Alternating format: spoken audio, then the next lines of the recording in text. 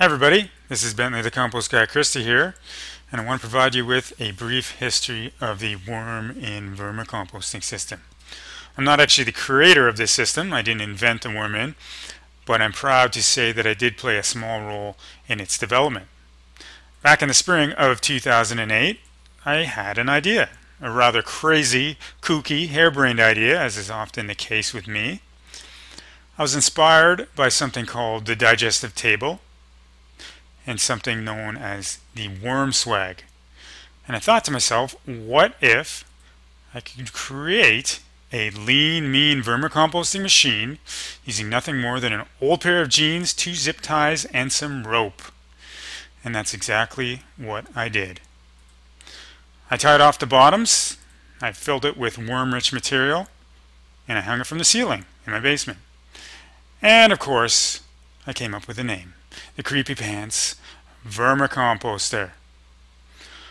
Well, I had a good time with this experiment, and of course I wrote about it on the Red Worm Composting blog. But as per usual, the experiment ran its course, and I took it down several months later. And that was it, or so I thought. Little did I know that I had planted an idea in someone's head. And that person was Robin Crisp, a regular reader and contributor on the Red Worm Composting website. And what Robin did with that idea was something amazing. Of course, she created what we now know as the WormInn. Well, lucky me, Robin sent me my very own WormInn shortly after that, and I tested it out and absolutely loved it. It was very, very simple, but even more importantly, it produced great results. Excellent compost, loads of worms. And I loved it so much that I decided to start selling them myself. Well, over the years, or since she first developed the WormInn, Robin has tweaked the design and she's added some enhancements. And probably the most important of these is the zippered lid, which is an amazing feature. But something happened in December of 2009. I received a rather odd email from Robin telling me that she had decided to stop making WormInns and to stop selling them. Now, this would have been pretty depressing were not for the fact that I learned soon after that my good friend Jerry the Worm Dude Gatch had actually offered to purchase the business from Robin. She was wanting to step away from it, and he was sort of looking for a new project to take on, and everything worked out really, really well.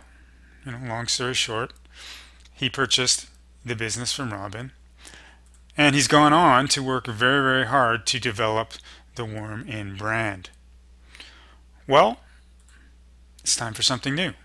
Something bigger. Much bigger. Quite literally, in fact.